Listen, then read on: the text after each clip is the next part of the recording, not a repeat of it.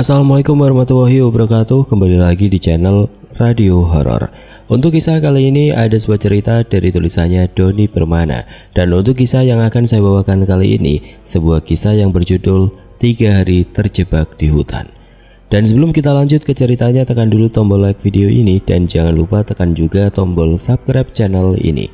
Nyalakan juga lonceng notifikasinya agar tidak ketinggalan cerita-cerita lainnya dari channel ini.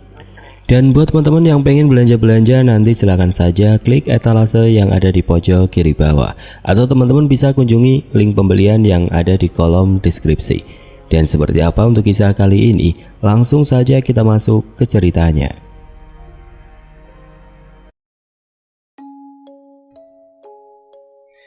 Sedikit penjelasan, semua cerita yang ditulis dan dikirimkan kisahnya berdasarkan kisah nyata, mau itu kisah pribadi maupun kisahnya orang lain.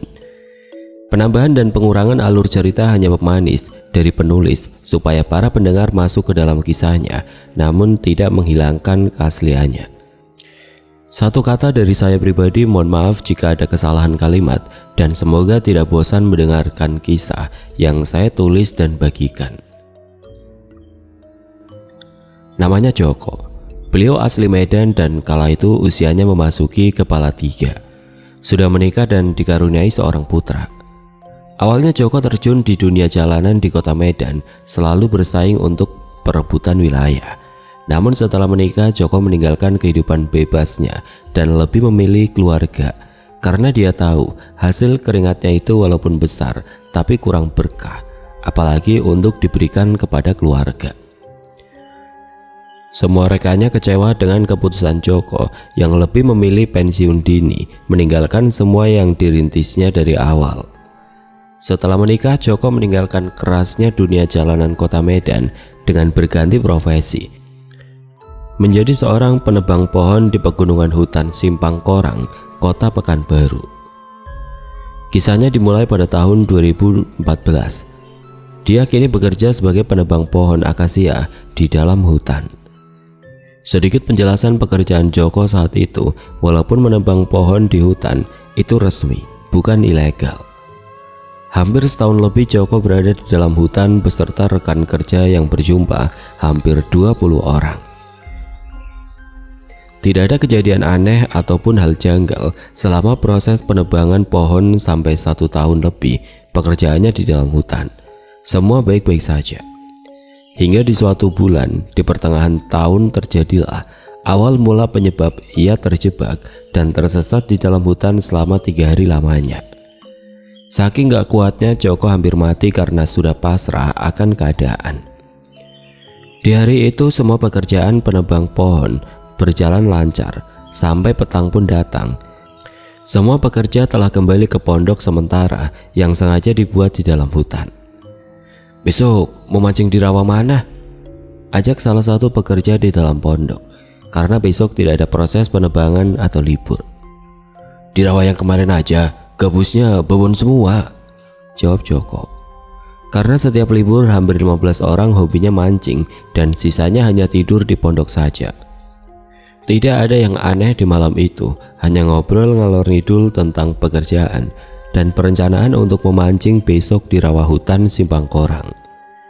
Malam pun semakin larut dan akhirnya obrolan pun terhenti. Semua pekerja pun tidur di dalam pondokan. Dan di malam itulah Joko bermimpi didatangi seorang anak kecil laki-laki dengan tubuh yang sangat menjijikan, karena hampir di semua tubuhnya dipenuhi luka borok. "Ikut aku, ayo ikut aku," ajak anak kecil itu memaksa mengajak Joko untuk ikut. "Kemana?" tanya Joko.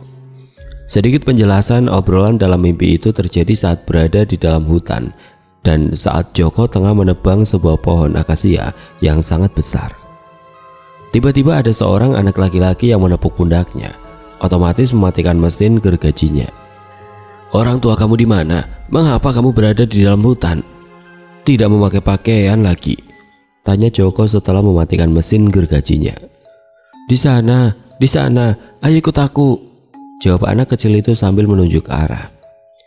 Dan di saat Joko mau melangkahkan kaki untuk mengikuti anak kecil tersebut, salah satu pekerja menepuk pundak Joko. "Kenapa mesinnya dimatikan?" tanya salah satu pekerja. "Itu ada anak kecil nyuruh saya mengikutinya." "Anak kecil?" "Iya, anak kecil itu orangnya," jawab Joko sambil menunjuk anak kecil tersebut. "Eling Jok, sadar, nyebut, di hutan mana ada anak kecil," ucapnya sambil menepuk tubuh Joko. Dan setelah berucap asma Tuhan dengan beristighfar, sosok anak kecil itu seketika menghilang. Dan Joko pun terbangun dari mimpinya dibangunkan salah satu pekerja di pagi hari. "Bangun Jok, mau ikut nggak mancingnya?" ucap salah satu pekerja. Joko pun terbangun dan terduduk. Dia melamun, mengingat-ingat kejadian mimpinya yang aneh. "Malah melamun, udah siang, yang lain udah pada mau berangkat," ucapnya kembali. "Tadi saya mimpi aneh," jawab Joko. "Ah, bunga tidur itu, ayo cepetan." Iya," jawab Joko dan bergegas bersiap untuk berangkat memancing. Dan setelah semua persiapan siap, 13 pekerja berangkat memancing ke rawa yang berada di dalam hutan sebelah utara dan cukup jauh jarak dari pondok, hampir 1 jam lebih untuk bisa sampai ke sana. Singkat cerita, setelah sampai di rawa tempat tujuan, semua mencari pos mancing masing-masing yang sekiranya diprediksi sebagai sarang ikan gabus berkumpul. Dan posisi Joko memancing agak jauh jaraknya dengan teman-temannya. Dia memisahkan diri. Semua riang gembira menikmati hari libur dengan memancing, apalagi sambaran ikan gabus yang besar-besar. Tapi hanya Joko dari awal sampai mau sore hari, umpannya tidak ada yang mau makan. Entah mengapa hal itu bisa terjadi, padahal umpannya semuanya sama. "Ayo pulang," teriak teman-temannya yang sudah siap untuk pulang di sore hari. Dan Joko pun segera mendekati teman-temannya untuk pulang. Tapi anehnya, semua temannya langsung berjalan tidak menunggu Joko. Paling jarak 30 meteran di depannya. "Tungguinlah," teriak Joko. Namun tidak ada satupun dari mereka yang berhenti ataupun menjawab sautan Joko. Terus saja berjalan. Semakin Joko mempercepat langkahnya, semakin cepat pula langkah teman-teman di depannya, membuat Joko tidak bisa mengejarnya. Hingga hari semakin gelap, apalagi berada di tengah hutan, dia tidak bisa menyusul semua temannya meskipun teriak terus-menerus untuk minta ditunggunya. Jangankan berhenti atau menjawab, menengok pun tidak ada. Hingga akhirnya Joko kelelahan, dan di saat hari semakin gelap barulah ia tersadar kalau jalan yang dilaluinya bukanlah jalan menuju pondokan, melainkan berlawanan arah. Dan di saat Joko menghentikan langkahnya lah, semua teman-temannya pun ikut berhenti.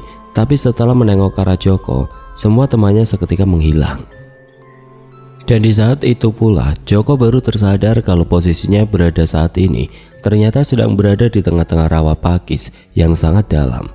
Bahkan dalamnya hampir sepinggul. Pakis yang tinggi dan sangat rapat. "Astagfirullah," ucapnya tersadar dari lamunan karena ada hewan merayap dan menggigiti sekujur badannya. Dan setelah disibakan, ternyata sekujur tubuhnya telah dipenuhi oleh lintah berukuran jempol kaki, tengah mengisap darahnya di tubuhnya. Lalu Joko berusaha sekuat tenaga untuk bisa keluar dari rawa pakis tersebut. Apalagi hari semakin gelap, matahari telah menghilang. Hanya cahaya kuning kemasan di langit yang menandakan sebentar lagi sang surya akan tenggelam. Dan betapa kagetnya Joko saat melihat ke samping tubuhnya sendiri yang terus berusaha bergerak untuk keluar dari dalam rawa. Jantungnya seketika seakan berhenti berdetak, bahkan hidungnya pun berhenti bernapas. Dia berdiri kaku di dalam rawa. Ternyata pergerakannya itu mengundang hewan buas penghuni rawa. Kepala ular seukuran tubuhnya berada tepat di sampingnya. Shh, shh, shh. Ular itu berdesis di samping tubuh Joko. Dan perlahan ular itu mengelilingi tubuhnya seakan mau melilit tubuhnya. Tapi anehnya ular sangat besar dan panjang itu tidak melilit tubuhnya, hanya memutarinya saja. Hampir 2 menit Joko menahan nafas saat ular tersebut bergerak mengitari tubuhnya, lalu pergi begitu saja. "Ya Allah, besar sekali ularnya," bisik Joko dalam hati di saat ular itu pergi. Setelah beberapa saat berdiri kaku, kini Joko berusaha kembali untuk keluar dari tengah-tengah rawa pakis tersebut. namun dengan pergerakan perlahan-lahan, tidak ingin mengundang hewan rawa lainnya datang. Helaan nafas Joko sangat kecapean karena sampai di pinggir rawa dan tubuhnya langsung terbaring ke tanah. Kini suasana sudah gelap gulita. Joko tidak berani melanjutkan perjalanan untuk kembali ke pondokan, takut tersesat semakin jauh, karena rawa tempatnya pun berada saat ini masih asing baginya. Ia memutuskan untuk tidur dan beristirahat di pinggir rawa. Setelah sisa tenaga dirasa telah kembali, dengan meraba-raba area sekelilingnya, ia mencari kayu untuk dibakar dan menghangatkan badan karena seluruh tubuhnya sangat kedinginan. Untungnya rokok dan pemetik api yang berada di dalam tas lempangnya masih ada dan tidak basah karena dibungkus plastik. Kayu pun terkumpul lalu dibakarlah untuk menghangatkan badan dan mengurangi nyamuk. Rokok pun ia hisap dalam-dalam setelah api menyala sambil memikirkan apa yang telah terjadi. Jangan panik, itulah yang ia benamkan dalam hatinya. Belum habis rokok yang dihisapnya dan pikiran yang masih bingung, Joko langsung waspada menatap sekelilingnya. Karena terdengar gesekan ranting pohon dan suara pohon-pohon yang bertumbangan seakan sesuatu yang besar mendekatinya. Dan seketika Joko sangat ketakutan setelah sosok tersebut muncul di hadapannya yang tersinari api unggun.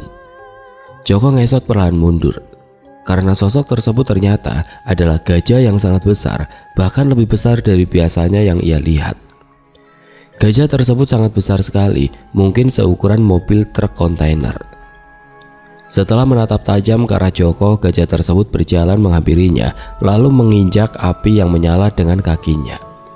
Seketika suasana menjadi gelap gulita setelah api padam dan terdengar suara gajah yang sangat bergema dan seakan mau menginjak Joko.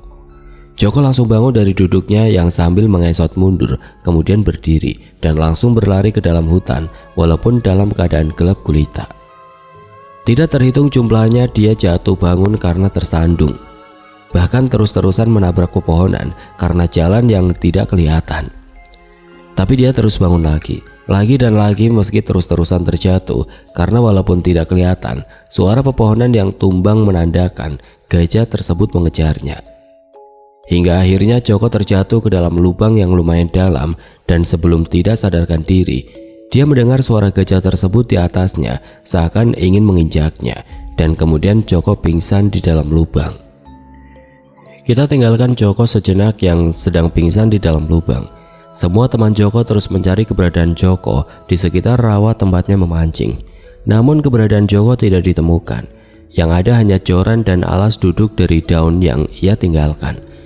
Membuat semua temannya sangat khawatir akan kondisinya. Setelah hari semakin sore, beberapa orang kembali ke pondokan untuk memberi kabar kalau Joko menghilang. Dan sisanya menunggu di area rawa karena sangat bimbang, takut hal yang tidak diinginkan terjadi. Setelah malam semakin larut, semua pekerja lain datang kembali ke rawa sambil membawa senter dan bahan makanan untuk dimasak dan dimakan. Di malam itu semuanya meninggalkan pondokan dan tidur di area rawa sambil mencari terus-menerus menggunakan senter. Namun sampai pagi datang, Joko belum juga kembali dan para pekerja memutuskan untuk libur kembali menebang pohon. Kini mereka semua fokus ke proses pencarian salah satu rekan kerjanya yang menghilang. Jok, kamu di mana, Jok? Teriak rekan-rekan tiada hentinya. Dari pagi hingga petang proses pencarian terus dilakukan, bahkan sesekali memukul-mukul air rawa, takut diterkam buaya ataupun ular. Tapi tidak ada buaya ataupun ular di rawa tersebut. Area sekitar rawa terus disisir dan jejak Joko belum juga ditemukan hingga malam pun datang.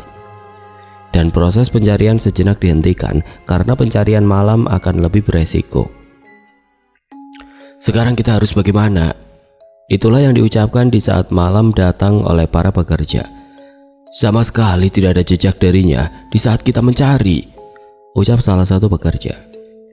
Besok saya dan 2 orang yang lainnya yang mau ikut akan buat laporan ke perusahaan bahwa rekan kerja kita ada yang menghilang. Semua pekerja pun setuju akan usulannya mandor. Dan para pekerja pun tidur di area rawa dengan hati penuh kebimbangan. Dan kita kembali ke Joko yang terjatuh di dalam lubang. Perlahan ia membuka mata dan meraba-raba bagian tubuh yang kesakitan. Ternyata tangan dan kakinya keseleo, penuh dengan luka goresan juga. Dan di saat ia memegang kepalanya karena terasa sakit, pas dilihat ada benjolan dan ada darah di tangannya. Waktu Joko tersadar hari sudah mulai gelap kembali, perkiraan jam 5 sore. Dan di saat Joko berusaha bangun dari dalam lubang yang cukup dalam tersebut, kurang lebih 3-4 meter dalamnya dan lebarnya 1 meteran. Saat ia berdiri sambil menengok ke arah atas, memikirkan bagaimana cara ia untuk naik, tiba-tiba muncul belalai gajah yang sangat besar dan matanya menatap tajam ke arah Joko, membuat dia mengurungkan kembali niatnya untuk naik dan berpikir lebih aman di dalam lubang. Di saat mereka saling menatap, gajah itu tiba-tiba menyemburkan air dengan belalainya tepat ke muka Joko, membuat Joko terduduk dan sangat ketakutan. Hingga malam pun datang, suasana menjadi gelap gulita. Joko hanya bisa terduduk di dalam lubang. Duk, duk, duk. Suara kaki gajah di atas lubang seakan mengitarinya dan tidak mau pergi meninggalkannya. Setidaknya aku masih aman di dalam lubang ini, bisiknya dalam hati sambil memijit bagian kaki dan tangannya sendiri. Hingga akhirnya ia terlelap tidur dengan penuh kewaspadaan dan pagi pun datang. Gelapnya hutan perlahan mulai nampak karena telah tersinari cahaya matahari. Namun di saat ia hendak berdiri, ternyata gajah itu masih berada di atas lubang sambil menatapnya sangat tajam. Sampai tengah hari gajah itu belum pergi. Tiba-tiba terdengar suara gajah sangat bergema seakan sedang menggertak sesuatu. Dan benar saja terdengar aungan harimau. Mungkin itu yang membuat gajah itu marah. Bahkan sesekali menginjak-injak tanah seperti sedang menunjukkan kekuasaannya. Tapi perlahan gajah itu seakan pergi, menjauh meninggalkan lubang. Dan di saat suara runtuhan pepohonan sudah tidak terdengar lagi, Joko mulai berdiri dan hendak memanjat ke atas lubang. Tapi niatnya ia urungkan kembali, karena kini yang berada di atas adalah 3 harimau sangat besar dan menatapnya ke bawah. Joko langsung terduduk. Seluruh tubuhnya bergetar sangat hebat, saking ketakutan akan hal yang dilihatnya di atas lubang. Ya Tuhan, tolong lindungilah aku, ucapnya sambil menangis. Tapi anehnya harimau itu tidak turun ke bawah lubang untuk menerkam Joko, hanya melihat sebentar ke bawah lalu pergi entah kemana. Membuat Joko sangat takut untuk naik ke atas lubang. Hingga senja pun datang di saat Joko terduduk dan melihat langit sambil meratapi nasib. Tiba-tiba ada anak kecil yang pernah ia lihat di dalam mimpinya. Dia berada di atas lubang. Ayo ikut aku, pintanya sambil menjulurkan akar pohon ke dalam lubang. Tanpa banyak pikiran, Joko pun berdiri dan menaiki lubang dengan menggunakan akar pohon. Saat tiba di atas lubang, anak tersebut berada di samping pohon besar berjarak 5 meter seakan malu-malu. Makanlah, ucapnya sambil menunjuk. Saat dilihat ternyata ada umbi-umbian yang dibakar yang tergeletak di dekat area lubang. Tanpa banyak pikiran, Joko langsung memakan umbi-umbian itu dengan lahapnya karena perutnya sangat kelaparan. Anak kecil tersebut cengengesan menutup bibirnya dengan tangan melihat Joko makan sangat rakus. Dan hari pun mulai gelap.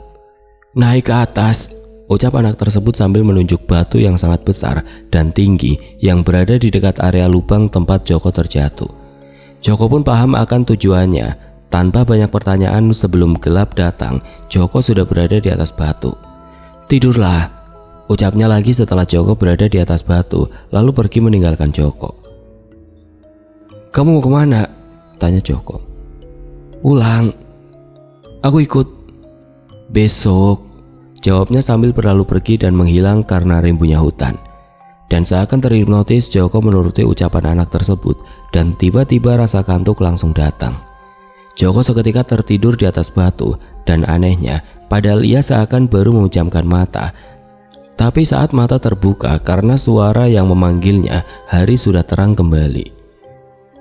Bangun, teriak anak kecil di bawah batu sambil melihat ke atas tempat Joko tertidur. Tapi betapa kagetnya Joko saat membuka mata dan melihat anak tersebut.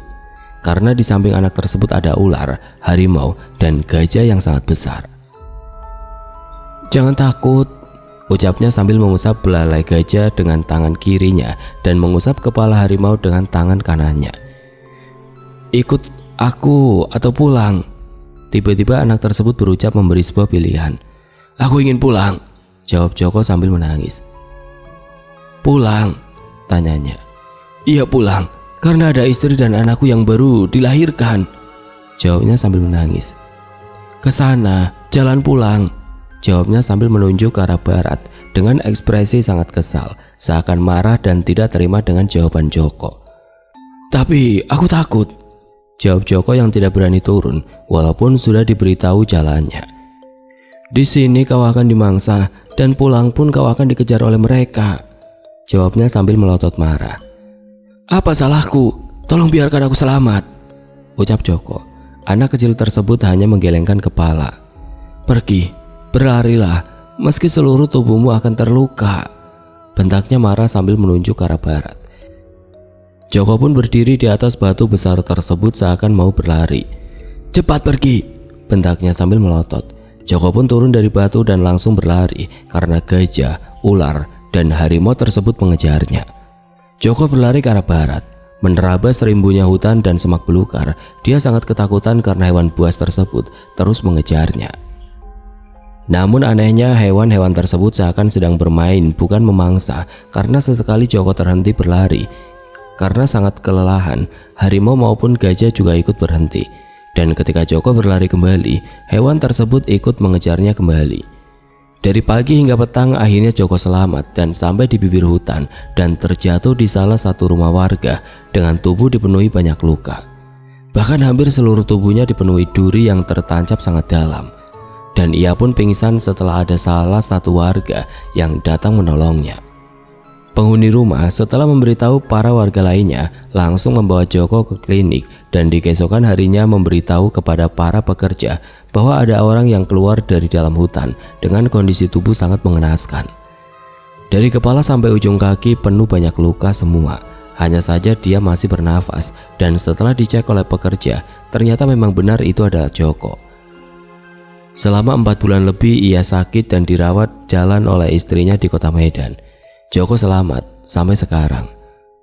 Dan sebenarnya para pekerja meminta bantuan juga dari orang pintar di salah satu kampung di kota Pekanbaru. Dia mengatakan bahwa Joko sedang dibawa orang Bunian. Selamat tidaknya tergantung keinginan mereka untuk melepaskan atau tidak.